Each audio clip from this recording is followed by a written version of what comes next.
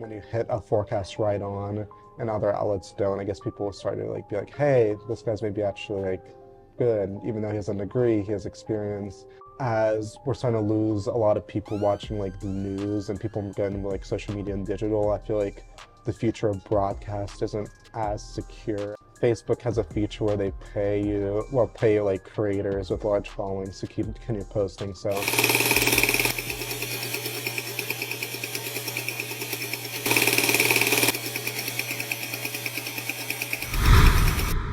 I am from Charleroi, Pennsylvania, which is about 45 minutes south of Pittsburgh. Okay. Walk me through kind of how you got involved with weather. So yeah, this goes back to 2010, which was a very snowy winter down in my area.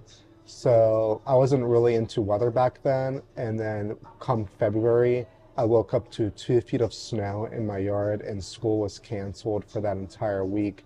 And how much snow fell in that one night got my curiosity interested in like how it happened, why it happened. So that kind of tracked me to watching the Weather Channel after that snowstorm because I wanted to learn more about the weather and its processes. So I began watching the Weather Channel almost on a daily basis instead of watching like cartoons like the normal kids would do. How old are you at this point? I believe I was around 7 years old around then, yeah. 7 years old. I just grew my passion for weather, especially winter weather back then, and then severe weather during the thunderstorms. Getting those thunderstorms really continued to ignite my passions, and that's Oh, what year are you at Penn State now? so right now I'm a senior in my last semester. When did you decide I'm going to make a career out of this? I want to go to school for this. When did you make that decision? Probably back in an early age, especially when my weather passion grew and I started to look onto like meteorologists and what they did. I'm like, oh, you can actually go to school for this. I was like, why not? And as I grew my weather page throughout middle school and high school, I think that's what set my path for a career. Yeah. And that's how I found you. Can you talk about what is your Facebook page that you created? So yeah, I created my Facebook page in October of 2014. So by that time, I believe I was in either fifth or sixth grade. I can't remember exactly, but it was a pretty long time ago. I found how to like forecast the weather from like other people on social media. So I was like, maybe I'll start forecasting the weather as well for fun. Communicated to my friends and family on Facebook at that time. So it was a pretty small following, maybe like 10 or 20 people. And I just continued to keep it up during my middle school. And then as I transitioned to high school, began to take it a little bit more seriously. My high school teachers started asking me about the weather and I'll direct them to my page. And as people continued to go to my page, it continued to grow and grow. And now we're here in college and that's when it really took off because people started to trust me actually for the forecasts. What are you studying then in order to, I guess, make an accurate forecast?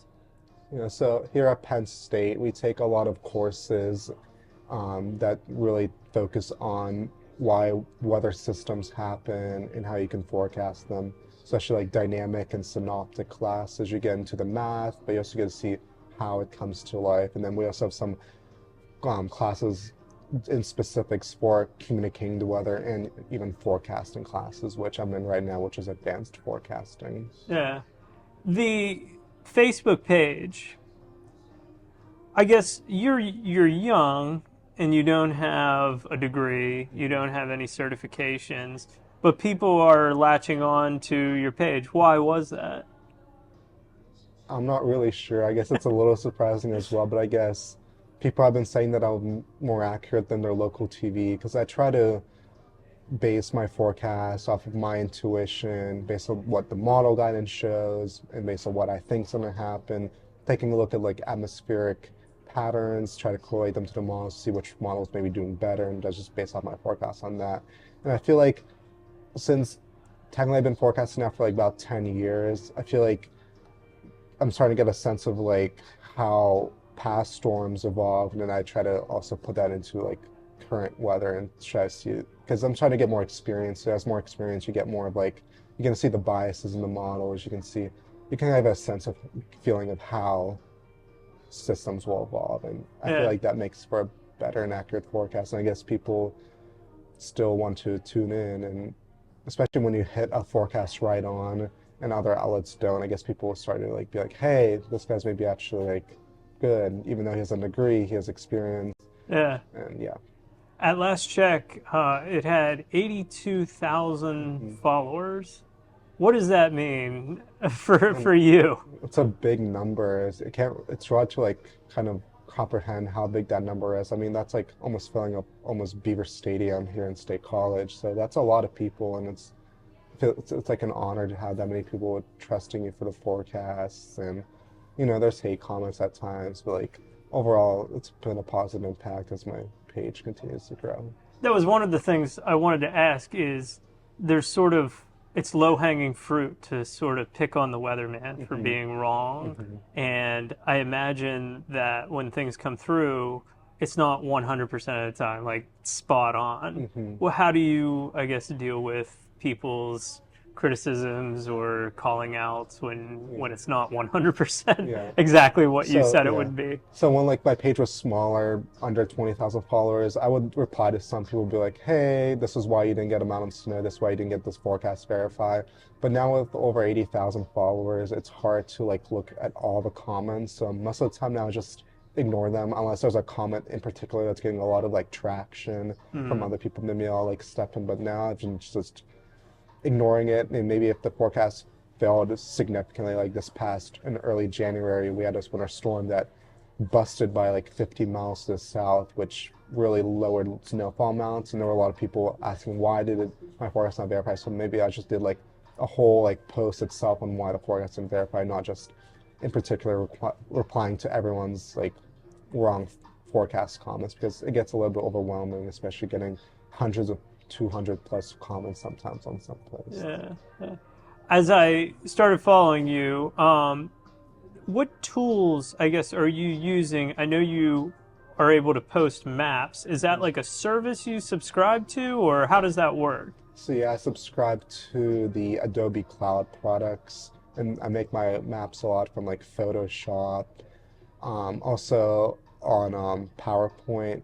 Sometimes you don't think that you can use PowerPoint to make graphics, but it's a great tool to make graphics as well, because people mostly use them for like school projects and slideshows. But you can make really cool graphics on PowerPoint. And that's where I actually started back in middle school using PowerPoint. But Photoshop, you can really make some cool graphics. And there's a weather software called WSV3 that resembles some like news outlet graphics that I use as well. So I Yeah. use a variety of sources. Even Canva sometimes works great, Yeah. but mostly like Adobe Cloud products. Yeah.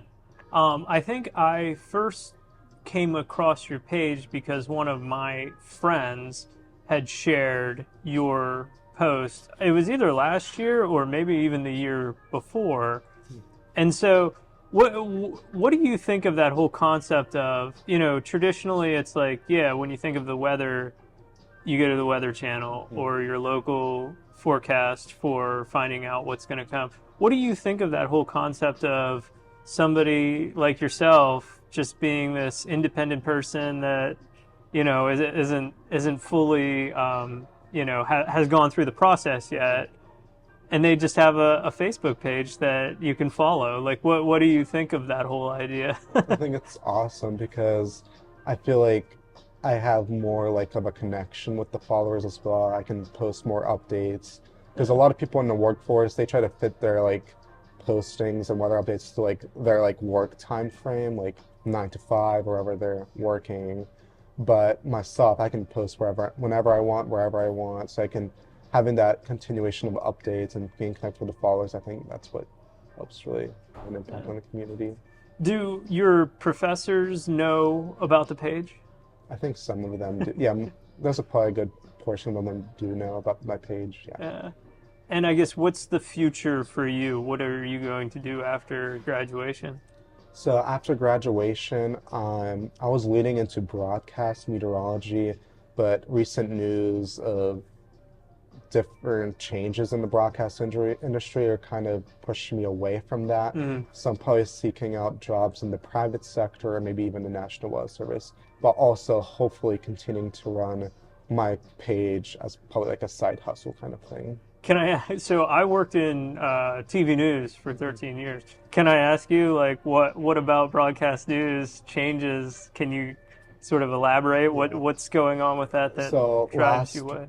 last week I heard that over 22 stations laid off their meteorologists. Mm, I believe it was Allen Media Group, and over 100 meteorologists were affected. And I feel like as we're starting to lose a lot of people watching like the news and people getting like social media and digital, I feel like the future of broadcast isn't as secure as other aspects of meteorology careers. So I feel like that's going to be eventually, hope, hopefully not, but possibly a dying field. And that's what I've also heard from like other professors and other people also in the broadcast industry. Like, yeah, maybe it's not the best place to go into. And overall, I heard like the work-life balance isn't as great. Maybe in some jobs don't even pay that well, and especially the meteorologists at stations. So I feel like it's it's a good place to start, but maybe I don't know if I want to really start it, especially with the recent layoffs. yeah, yeah. No, I mean it's a legitimate concern. I think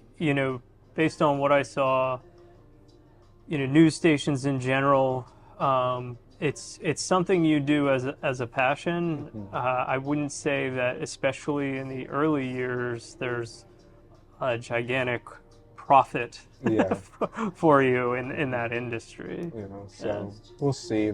Worst case, I can start in the broadcast industry, find a job, but then probably not stay there for over more than 5 years. yeah. Um, do you think you'll stay in Pennsylvania for this, or do you want to see some sort of new weather pattern? I'm not sure. I kind of do like the four seasons variability. I think Yeah, I don't like weather staying the same. So like Florida, while it's like nice, it's warm year round, it gets a little boring in my opinion. I yeah. feel like same as like California, it's always dry and sunny and with an occasional rainstorm once there. I feel like the Northeast region, maybe the Ohio Valley, and even like Midwest, where you do have those four seasons, I think anywhere in those regions would be great where I stay. But Pennsylvania would be great too, because I could just stay in home state, and Yeah. it would be also easy to run the page if I'm like already there Yeah, rather than running yeah, some. because it's P. Tell us the name of the page. So yeah, my page is PA Weather Plus. I did have some potential, maybe down the line, maybe expand it out further into maybe the Ohio Valley Northeast, but Mm. right now I think it'll be just easier to keep it as a Pennsylvania focused page. But I do post other updates, like with that snowstorm across the south, I posted some little updates, and there's a hurricane, I'll post updates, but mostly Pennsylvania centric. Can I ask you a little bit about, with 82,000 followers, is there monetization of an audience like that? Are you able to sort of use that to make money? Yeah, so Facebook has a feature where they pay you, well, pay like creators with large followings to keep continue posting. So as I post, I do make some money off my posts. I did try to do a subscription service for PA Plus back in the fall, but a lot of people weren't really interested, even though I set a fairly low price. So I think just staying the option Facebook paying the creator, Yeah. I think it's better. And so, like, how exactly does that work? Like, you post a weather map, and it's based on comments, like how many people view it, how many people interact with it. How do they kind of determine what they? I'm not sure. They probably Yeah. have some like kind of um, algorithm I think they use to base it off of, because some of my posts get a lot of traction. They don't get us paid as well as some other posts. Hmm. So I feel like it's a lot of factors like likes, comments, shares, how many people are sharing it from the shares, Yeah. maybe how many people are viewing it, clicking it. I think they base off a lot of factors, I believe. What would it take to get to a point with that where it was actually like sustainable and you wouldn't have to like go work somewhere else? Are you anywhere near that level? Yeah, I'm not sure because probably like I probably have to like double or triple the size of my following now for that to happen.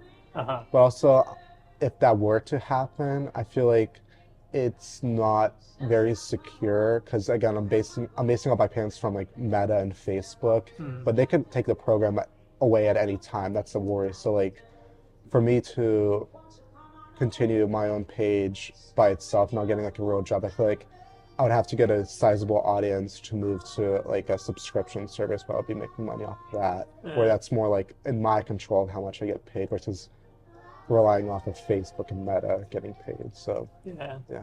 Can you talk a little bit about how the interest in weather changes season to season? I have to imagine you're getting a lot more traffic this week.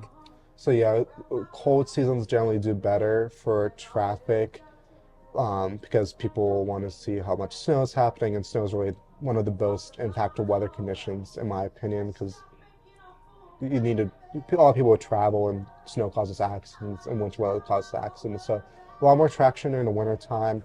I'd say the fall and spring seasons are least amount of traction. And this summer surprised me because I got a lot of traction from heat weather, like heat weather related impacts, which was surprising because usually summers also was a dead season for my page in past years, but the summer is actually one of the better seasons overall. So I guess winter and summer have the best impact on weather pages, especially with severe weather too in the summer. People want to know if they're going to see damaging winds, hail, tornadoes.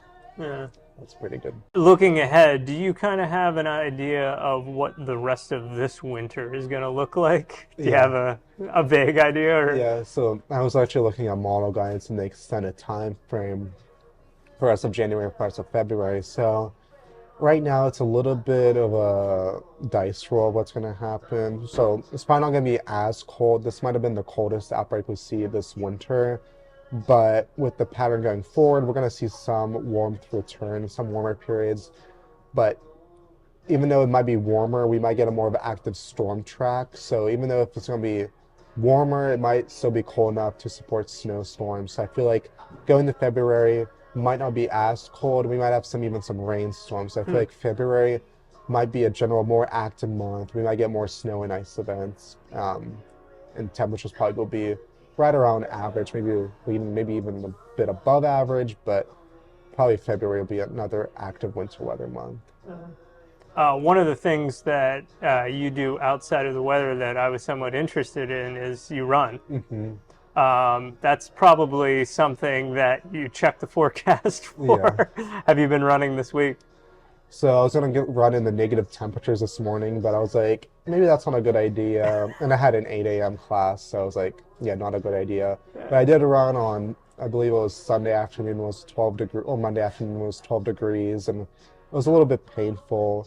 So maybe I'll take another break day this afternoon until the temperatures maybe rebound back into the 20s. Yeah, I think tomorrow is probably the first day this week I'm going to get out there. Yeah.